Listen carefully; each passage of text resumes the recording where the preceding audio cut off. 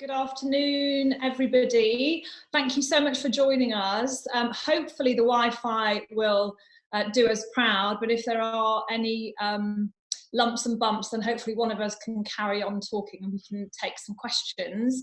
So the idea is that we will be hosting events like this every day at 2 o'clock. So Debbie Wasco and I will be offering this sort of talk, covering everything related to the sisterhood, and also we'll talk about anything that people want us to talk about. So do please email us, contact us through AllBright Connect, and let us know what you want to talk about. So this afternoon, given what's happening in the world and what we're all being asked to do, it feels like we could all do with a big dose of resilience right now.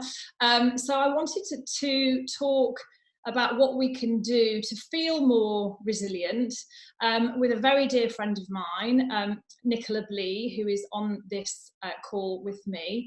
Nicola, many of you will recognise because she's done an awful lot with us on the AllBright Academy. She is an executive coach. She's a founder member of AllBright and someone who I turn to when I am not feeling at my most resilient. So I guess before we kind of get into it, I should probably just share a little bit about my own resilience over the past couple of weeks. I guess I've always thought of myself as a naturally resilient person, but over the last couple of weeks, like many of you, I have had a few knocks. My husband and I have both had the coronavirus, and also, as many of you will know, we have had to close all 3 of our AllBright clubs. We also have had to take some very difficult decisions to furlough many of our amazing colleagues. So a big portion of our team who work in the clubs we had to put on furlough. So it's been a really kind of upsetting, quite difficult time. And I'm sure that many of you who are listening have had equally difficult and probably even worse weeks. So I think it's a moment for us all to come together and just talk a little bit about how we can make ourselves feel a bit more resilient. So Nick, how about you? How are you feeling? Are you feeling resilient at the moment? If I was to score it out of 10, I might say about 5 at the moment.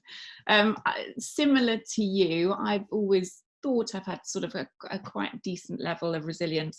I had a period of what I would call burnout in my late 30s, so it clearly wasn't as strong as I thought it was, and I learned a lot from that and also from my coaching training. So I've built a lot of good resilience skills over the years. About 6 months ago, my sister was diagnosed with terminal cancer, so that has thrown everything up into the air. So it's a reminder, I guess, that there's always going to be stuff that you just can't prepare for. And so the backdrop for me coming into this weird period is I think I was more aware of my own resilience than I've ever been before. And then all this fun stuff lands, and that's where we happen to find ourselves, isn't it? I know. I mean, everyone talks about resilience, which is sort of something that we bandy around a lot as a term. What do we mean by resilience? I mean, I guess I just actually asked my kids. I was just having lunch with them and I said, what's resilience? And my daughter said, well, if I'm running and I fall over in a race, it's when I get back up. And it's determined that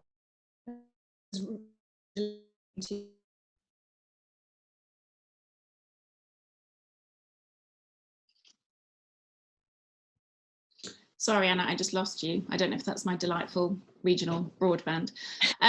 Yes, absolutely. Yeah, lovely. The thing that I've grown aware of is sometimes it's less about sort of bouncing back or getting back up into the same position, and often about sort of bouncing forward. And so where you end up out of it, because sometimes it's not right, it's not desirable, it's not even possible to get back to where you were. And I think if we think about what the coronavirus is doing quite at the moment, that's where we're at now. There's actually quite a lot of people's businesses, incomes, who won't be able to get back to the same place. And so sometimes if we can hold that, I think it's a bit more helpful. Sometimes if your expectation is, I just want it to go back to normal, or I want to be where I was, you're going to set yourself up even harder to be disappointed. So that sort of element around you're not going to necessarily end up where you were is quite important to hold in mind, I think. And that in itself will give you more resilience, the ability to know that you can pop up just as well, but somewhere else. And how do you think we should sort of check in on ourselves to see how resilient we're actually feeling at the moment? I mean, certainly what I've learned is there's no one defined blueprint. There's some clues. So I would say that, just watch yourself if you find that you're starting to act out of character. So sometimes, and I'll spot it in clients, they might be, I know that they're really confident, but they're swerving a big challenge, or they're really quite sociable and extroverted, but they suddenly start to kind of dip out of social engagements, be less keen to see friends. So that's often a bit of a clue that something's going awry, that your normal behavior isn't showing up. The other thing that I think, and we're probably all maybe feeling it now, is what I would call an increase in emotional volatility. Our emotions just feel like they're all a bit closer to the surface. You're a bit snappier at the kids, or you're a bit more tearful, or you're a bit more quick to be angry. And you can see how that's playing out, I don't know, in supermarkets, in the media. Sometimes people are just sort of really digging into some emotions that they wouldn't ordinarily have. We get a bit leaky about our emotions. One red flag is what I would call disconnection. So when you start to almost disconnect from yourself and who you are and what you like to do, certainly there's that thing around sort of disconnecting from others. And also about the key stuff that normally keeps you on track. You lose interest in, I don't know what it is, baking or exercise or something. So they're little flags to look out for. On this sort of flip side of the disinterest is, I would say, sometimes some over-reliance on stuff that in extreme isn't particularly healthy. If you're kind of randomly ordering all of ASOS down in your wine cabinet every evening, everybody needs a bit of a treat and a pick-me-up, but you will know, if you're sort of ploughing into your third glass of wine on a Monday night, hang on a minute, what's going on here? What emotions am I avoiding by sort of treating myself in this way? And then I think what's also often a bit of a giveaway is when you lose that sort of flexibility of thinking. So I see it, and I've experienced it myself. You get to that place where it's like, no, it needs to be this. I just need it to happen in this way. You've lost the sort of ability to be able to see round a problem, to be quite deft and fleet of foot, get fixed on what the outcome is. And really sort of resilience is about flexibility, being able to adapt to what's coming at you. So when you find yourself in a fixed place, that's often sometimes a place to sort of sit and think, hang on a minute, why am I telling myself this is the only way? What's going on here? So part of it's just kind of checking in on ourselves regularly and figuring out how we're feeling, because to be able to be more resilient, you sort of have to know when you're feeling vulnerable, I suppose, and different. Yeah, absolutely. I mean, I think, one of the things that I sometimes experience is that clients, myself and you, Anna, will miss the clues of, when their body's been speaking to them or their brain's been speaking to them, and they're a bit too stressed, they haven't got the same resilience. And so what I sometimes see is it will manifest itself in an illness. We've all been at that place where you work so hard and you sort of ignore that you're tired and you're overwhelmed and you're a bit stressed. And the next thing you know, you're kind of flat on your back in bed. So it's really, one of the key things is just building the skills to be able to keep checking in on yourself. How am I feeling right now? What's going on right now? Hang on, why am I doing this? Applying what I call the sort of curious lens to yourself, rather than just always be full steam ahead.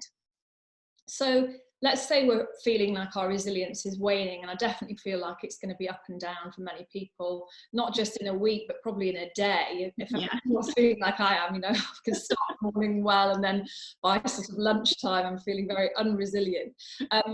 we'll talk a little bit about kind of techniques and things that we can do to help ourselves feel more resilient. But we both mentioned earlier when we started talking that we feel like we're naturally resilient. So do you feel like, do we have resilience in us, or is it something that we can learn? I think it's both. I mean, I think I categorically know it's something that you can learn. But I think there's probably some personality traits and qualities that will maybe help you from a resilience point of view. So, you know, generally I sort of see clients that are maybe more positive, are often a bit more resilient, or they're a bit more pragmatic, you know, they're a bit more emotionally robust. So there are some traits I think that can help you. And certainly there is some contextual stuff, you know, and this is where it sort of veers more into therapy, which is not my area. But the reality is, as you know, there are people who, you know, if they've had secure attachment with parents, or even as they've been growing up, they've had a few teachers that have championed them. What often happens is you sort of internalize that belief that someone else has in you. So when you go out into the world, you're just a bit more stocked up. You've got a sense that you can do this. You've been told that you can do this, or you've felt other people's encouragement. So I think that does play a role.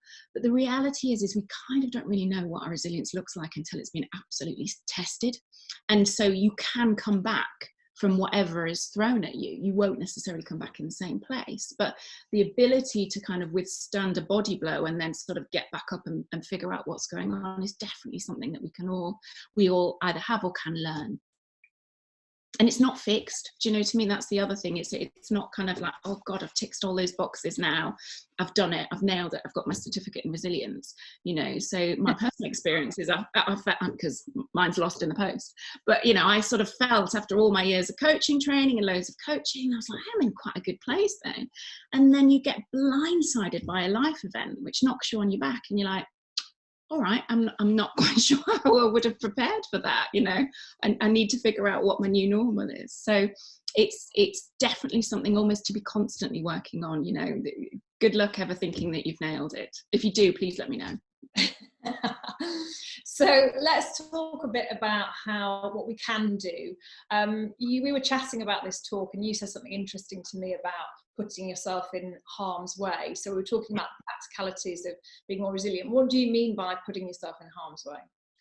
It's something that's I've only really kind of given thought to and experienced recently, and this is a sweeping generalization, but as I've coached some younger people, and one of the things that's sort of cropped up is just a real nervousness about potentially failing. So I saw somebody recently, done brilliantly in her career, very smart, sort of sailed through school, sailed through university, and was in a job that she no longer connected with. She was sort of quite bored with it. Nice people, but it was done.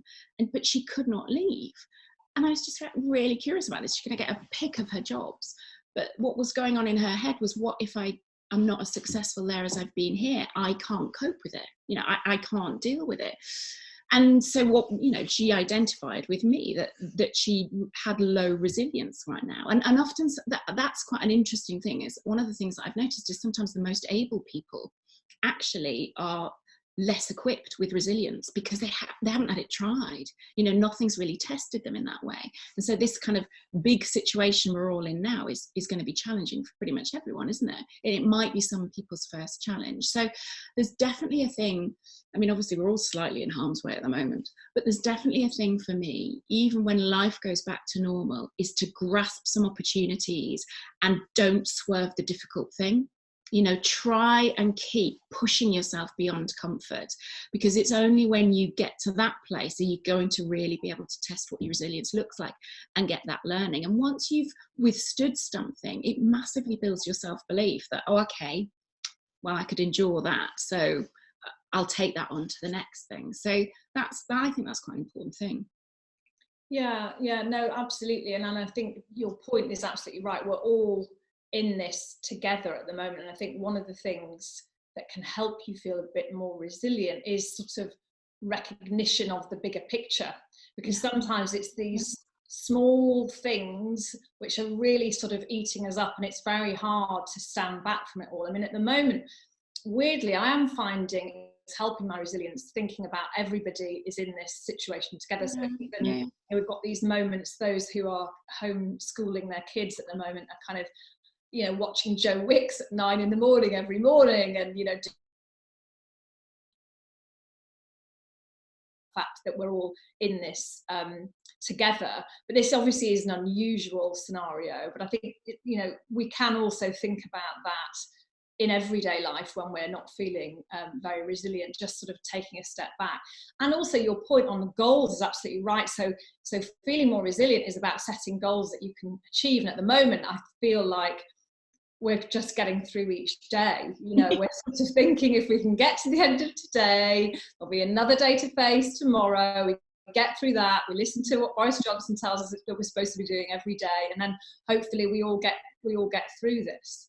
Yeah, definitely. I mean, as a coach, I'm sort of borderline obsessed with purpose, because really it's the sort of engine, it's the, you know, it's the thing that powers us really when you've got a clear purpose. And you know, sometimes people will come to me like, well, I'm not quite sure what my purpose is. You know, what do I want to be in life, or what's my bigger goal?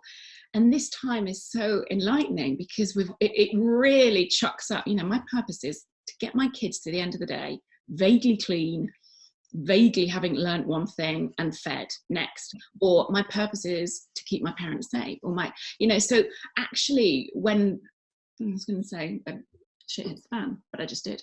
But you know, when life gets difficult, suddenly your purpose really presents itself to it. But I think outside of this intense bubble, you kind of need to keep hold of this purpose. You know, so your purpose might be, I want to achieve this with the business, or, you know, I want to lose 2 steps, whatever it is. When you've got a bigger goal, that does really help focus you, and it gives you that sort of extra strength to push through stuff where if you were less purposeful, you might shake a little bit easier. So yeah, I'm a big fan of that. And what about this thing around control? So sort of to help ourselves feel a bit more resilient, what can we or should we be doing every day to just feel like we've ticked something off the list? You know, that, to your point, is to kind of get to the end of the day and the kids are fed and washed and hopefully they've done a bit of their maths homework. How can that help us feel a bit more resilient? I think, I mean, it's come up time and time again in this crisis, and it's coming up with my clients, is that there's so much to worry about. It is important to actually just focus on what you can control, because you will drive yourself mad with all the potential things that you can't control. And what is generally helpful for people is to sort of like, okay, well, I can control my own behaviors, I can control my own reaction, I can control to a certain amount what my day looks like. So I do think any kind of structure that you can put in is helpful for you. That doesn't necessarily mean scheduling everybody's minutes from dawn till dusk, but it might be that you know, some exercise, it might be some time with the kids, it might be some focus time with work, it might be a chat with your girlfriends. And so what you can do at the end of the day is go, okay, I achieved this, this and this. Otherwise, I think sometimes, particularly in this kind of weird period, the day can become really nebulous. And there's so much lack of structure right now. I think it's quite important to create just a shell of the structure that you need to keep going day by day. And it's very individual to sort of each person. You know, one of the things that we sort of talk about is having a bit of an emotional toolkit. So what are the things that you need that you know will keep you on the straight and narrow? So I know you like Pilates, Anna, I like to do a run. You know, what are the things that, you know, when you don't do, you just feel a bit rubbish for the lack of it? Yeah, and it feels to me like we almost need a few more daily rituals than we would normally have, because to your point, the day is long and, you know, you're not commuting anymore, or you're not doing normal things, you haven't got a social life apart from on WhatsApp. So maybe it's thinking about those moments, be it that, you know, you're always meant to meditate and you never got around to it, maybe this is a good time to do so, or, you know, breath work. We're doing meditation actually every day on AllBright Connect, taking the time to read a book, not just the things that you would normally do. And sometimes it's just, it can be small things like going outside. I mean, I know we're still allowed to go outside at the moment, so fingers crossed, but even sticking your face in the sun, just taking those moments to sort of build ourselves and build our armor back up. Yeah, it's interesting for me just how much people are gravitating towards a structure like the Joe Wicks thing that you mentioned. You know, most people are doing Joe Wicks. It's like, oh God, right, Joe Wicks, that's normal. That's something I can hold on to. And, you know, in Spain and in Italy, where I think it's at 8 o'clock every night, everyone comes out their windows and cheers for the key workers. You're like, yeah, you can see people's appetite. Everything is up in the air. So please, can we, you know, I need to create some bits of normality that happen at the same time that give me structure and enable me to connect to other people. So it's really interesting to see. I think a lot of my friends have been feeling quite stressed about working from home when they're not used to it, and that's making them feel that they're not very resilient. You know, they're stressed because they think they should be doing this, you know, that they haven't achieved what they thought they would. They thought they'd get a lot more done because actually they've got a longer day. I think there's also something in there around resilience, about being kind to yourself. So stop sort of judging yourself, because I think it's great to have this list and to sort of say, okay, I've achieved this today. That's great. Pat yourself on the back. But then it's another list. It's another sort of ticker tape of stuff to be doing. So I think there's also that moment around not judging yourself, and also realizing that we're all getting used to a new normal at the moment.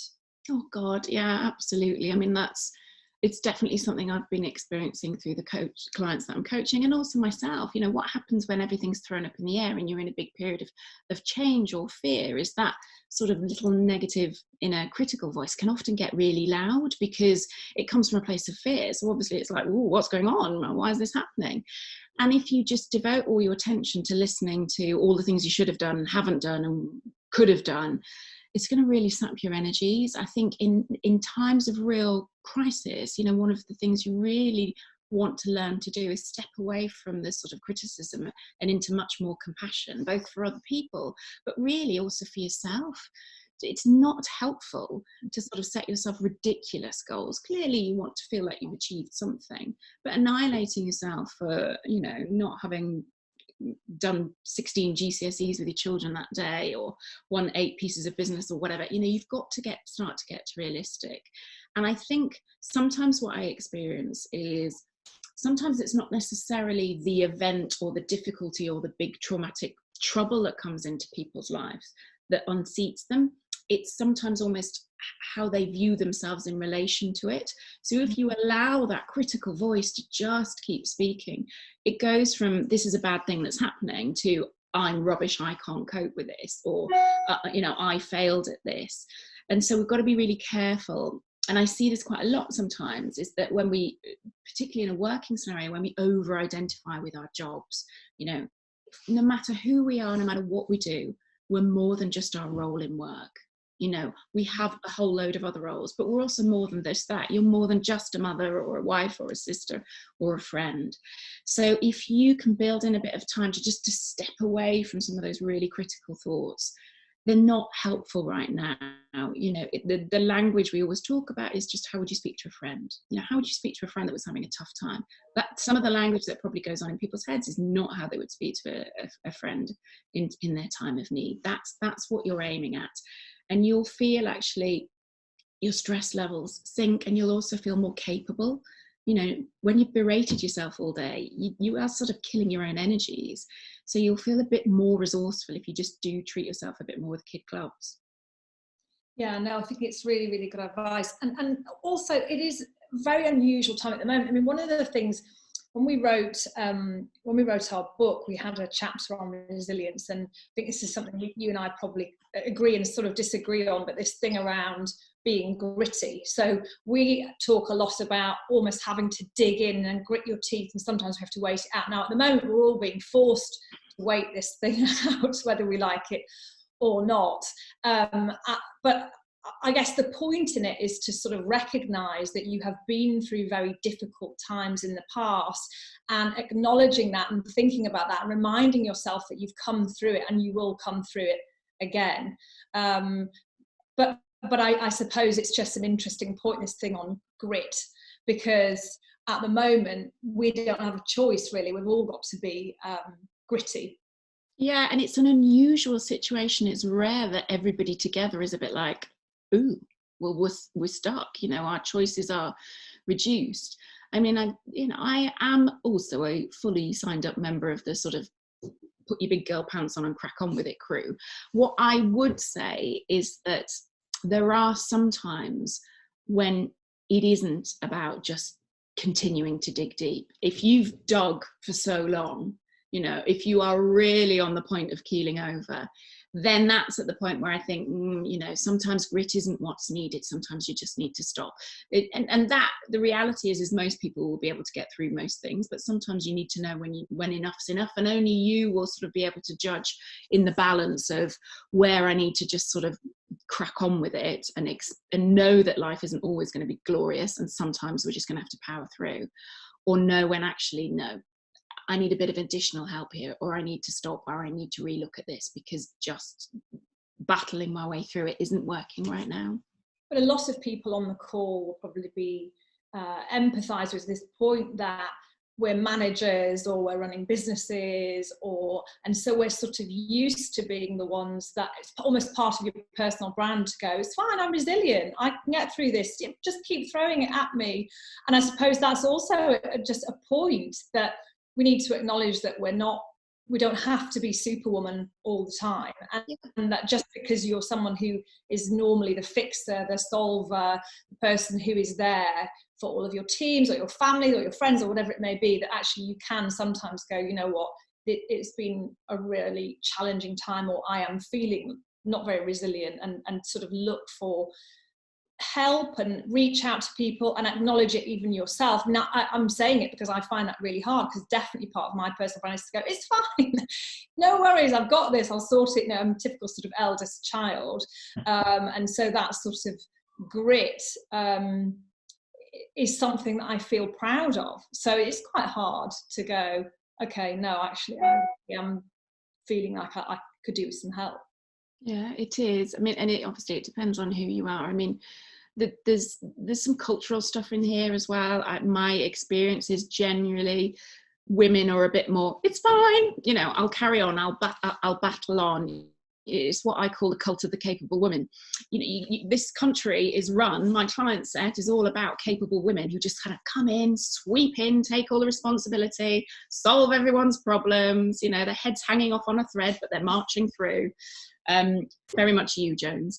And that's fine to a certain extent. But when that's fine, well, when your head actually bounces off and you haven't noticed, and you're in bed sick for 3 months, then it's not fine. So it is just absolutely no one wants to dissolve in tears in front of their teams, but it is understanding, oh, okay, you know, for me to be able to keep this ship on the road, I probably need to plug into a bit more help, or I probably need to get some more sleep, or I might need to manage my social media feeds so I don't have a nervous breakdown. You know, it's for you to sit and think, what are my needs in this moment, given my resilience isn't quite feeling as robust as I want it to be, but given my responsibilities at home and at work haven't changed, you know, people are looking at me for some reassurance. So you then need to think, where do I go for that reassurance? Where do I go to plug in what I need? Also, this is that point around setting boundaries as well, which I think is important now, but it's important in a normal working situation. We talk a lot about that in our book, that sometimes you have to kind of draw the line and say no sometimes, because there are a lot of demands on most of us from our colleagues and our work and our families. So it is just about thinking about how you draw boundaries so that you can still do the work you need to do, but that you're also sort of protecting yourself a bit as well in all of this. Absolutely. I mean, for me, and this comes up in coaching a lot, for me it's a life skill, is to be able to identify in any given situation, what are my needs and how do I go about meeting my needs? And your needs might be that, you know, you do some stuff or you get some time out, or your needs might be that other people stop piling work on you or giving you their problems, whatever it is. And so it's a real skill to be able to check in with yourself. And often I find in coaching, when I ask people that for the first time, they'll look at me, because they're all brilliantly high achieving, capable women, like I'm mad, because actually they've not spent any time connecting with what they need. Everybody else's needs are being brilliantly served and juggled and polished and all of that kind of stuff. But when I ask them to sort of look at themselves and go, how are you? What do you need in this moment? Often people don't have the language. you know, so it's a skill they really need to build up. And once you get clear on what your needs are, then the boundaries start to flow from that, because it's like, okay, given I need this, you know, my boundary might be time, it might be money, it might be the amount of work I'm doing, it might be when you can contact me. Your boundaries fall out of that, they become quite clear. When you sort of copy other people's boundaries or arbitrarily put some boundaries in, you'll find that they don't work as well, and then people sort of stray away from boundaries. Boundaries aren't the problem. The job is to connect with yourself first and figure out, you know, given I am me, this whole unique person, what are my needs in this moment? And they'll change constantly, you know, so our needs this week are very different than our needs would have been 2 months ago, aren't they? So it's about constantly checking in on that as well. So we've had a few questions. Let's just take a pause and answer some of these questions. We've talked a lot about our individual resilience. There's a question here about how do you encourage your team to be more resilient? Got any thoughts on that? I mean, I think it's back to some of the stuff that we've already talked about, encouraging them to be brave and bold. And you have to do that within the context and the culture of the organization you're in. So encouraging them to do that when they'll get absolutely wrapped over the knuckles for potential failure is going to be really challenging. So it's about sort of helping set a context in which they can be braver and learn from their own mistakes. You know, so I often see people taking other people's work, making it perfect, rather than teaching them or allowing them to speak directly to a client and make the mistake themselves. You know, that's when they're going to learn. So definitely sort of encouraging them to push themselves would be important. And I think back to the sort of personal structural stuff is encouraging each member of the team to do their own work. You know, so what do you need to keep yourself safe and healthy? Make sure you get into the gym, make sure you're doing that, because otherwise they're not coming to work fully resourced, so they're less likely to be resilient in any given moment. And one of the other things that I sort of often speak to people about, including teams really, is it's almost about sort of creating your own resilience back catalogue. So, okay, what about the last time we hit a recession? Or what about the last time the business looked like it was really shaky? Or what about the last time that 60% of the staff were off? You know, how did we manage then? So everybody will have had challenging times in their work. So it's kind of like, okay, guys, what did we do when that happened? What did we learn? What worked for us? So it's pulling out the learning, but B, reminding them, you know, as a team, you've sort of survived challenging situations before, you will again. I think it's also that point around personal and professional as well, which is important. I think often when I'm talking to people about their resilience, they are taking things that are happening at work so personally, and actually being able to sort of take a step back and realise that this is a professional problem issue. You know, something has happened, we've just had to take, you know, absolutely loads and loads of very difficult decisions in a very short period of time. And I think it's that point on being able to recognise the difference between personal and professional, which is always easy to say and not always easy to do, but it's just recognising that. On that point, someone has asked, how do you deal with failure and make something positive out of it? How do you help your team to do the same? Well, I kind of hate the word in life and in business. You know, I just don't think it's that helpful to think about failure, because good things and bad things happen every single day, personally and professionally. And I think it's more to do with whether you're prepared to take a risk and learn. So are you prepared to take small risks yourself as an individual? And are you prepared to take risks at work that can make the business, you personally and professionally, better? So I guess to me, it's just a bit about reframing and sort of thinking about difficulties and challenges and setbacks in a different way, which again, I think you can learn to do, but you've got to take the time out to reflect. So to reflect, why did that go wrong? How did it make me feel? How did it make the team feel? Why did it go wrong? And sort of really kind of break down why whatever happened didn't fulfill the path that you expected it to. So, you know, we start doing any kind of work, we're thinking about a positive outcome, and then when we get a different outcome, it can be very challenging. But for me personally, it's just about taking that time and unpicking it and pulling the good out of a failure, if you like, whatever a failure is, because a failure really is just a life lesson. Oh God, completely. And one of the questions I ask that most makes people look like they're going to punch me in the face is, what are you learning from this? So you get people, you know, as they're going this and this, it's like, well, what are you learning? And it cuts people straight into the, oh, okay. It takes them back to that sort of resourceful self of going straight to the kind of the meaty, juicy stuff. You know, growth is good. That's what it is about. And I do think it's quite useful. We'll often, and this is obviously Debbie's background, but I'll often talk to people about culture and attitude in tech companies, where sort of fast failure is really encouraged. It's like, we need to get all the mistakes. Let's make loads of mistakes because we've got loads of learning to work from. So there's a real different attitudinal shift there than I see in other industries, where the terror of potentially making a mistake really stymies people's creativity and stops them from being brave. It stops some of the good ideas coming because we want to play safe. Yeah, somebody here has actually said, have certain events in your life and career made you more resilient? And I guess thinking about my old world, you know, when I was running a big publishing business, you know, things were going wrong several times a day, every day, because we had multiple businesses in a set. It sort of came so thick and fast, to your point, that things were going wrong, that just became part of my everyday to-do list, you know. And in a way, just that point on how you frame things, I guess I started to think of myself as a fixer, so somebody who could fix some of those problems or build on them, you know, something that went wrong, and then sort of thinking about how we could build on them. And I would argue that kind of my career was built on that. You know, I was sort of seen as somebody who could fix or solve a problem, hopefully in a resilient way. So I think, you know, difficult times and difficult periods are actually, in a weird way, a gift, because if you come through them, you feel so proud of yourself and so much more resilient than when you started.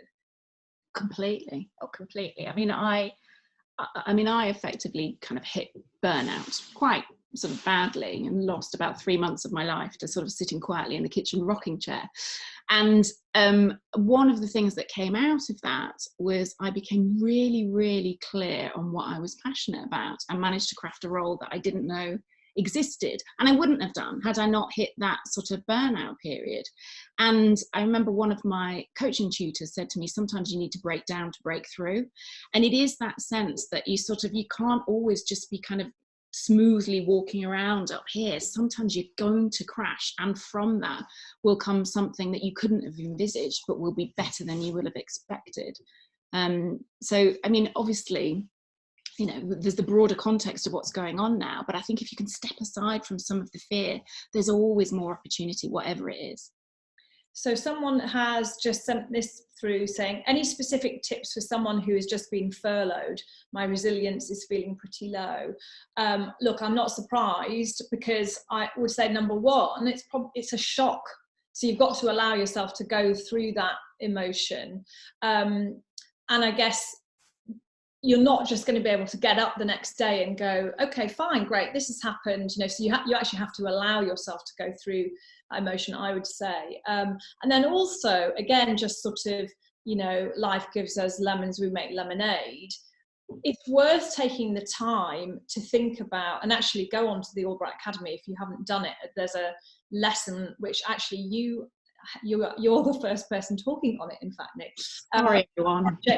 Project You, but it's thinking about yourself as a project, which I think many of us, particularly people who are juggling a lot in their personal life and their professional life, don't take the time to think about what they would like to do, what they would like to learn, what they would like to spend their time doing, you know, that career pivot that they've always wanted to think about but haven't had the time. So I guess my advice would be use this as a moment to work on yourself as your own project. Do the things that you haven't had time to do, and to make sure that you stay connected to as many people as possible.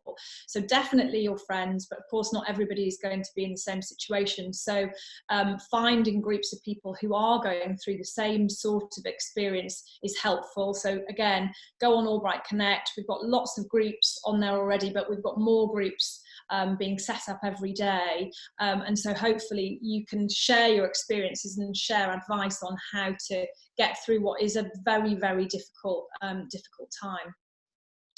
I'm conscious of time because I think we were supposed to finish at 2:40. So I would just like to take a moment just to say thank you all for joining us. Thank you so much to Nick for joining us. Do check out AllBright Connect, because we have got 30 digital events per week planned for the community. We also have a group on there. I just mentioned groups on Connect. We have a group called Take a Moment for the Sisterhood. And one of the things that we haven't really covered in any detail in this talk just now is the importance of network, connections, community, now, but also any time when we're not feeling our most resilient. So the Moment for the Sisterhood group is about we're asking people with time and skills to share them with women who most need them at the moment. So do go and have a look at that group, and also do message us on Connect with the kind of topics that you would like us to talk about. At the moment, we obviously are very focused on the sort of isolation moment that we all find ourselves in, but as time goes forward, we're going to make sure we've got a really broad variety of talks, everything from you know, specific skills to inspirational talks. We've got moments for the community to come together and just ask each other questions. We've got some fun stuff happening on there as well. So do go and have a look, and please keep in touch. Let us know what's working for you, what you'd like to see more of. And I will see you again in a couple of weeks. But thank you, a couple of days. I'll see you on Monday, I think my next one is. So thank you so much, Nick. Hugely, hugely appreciate it.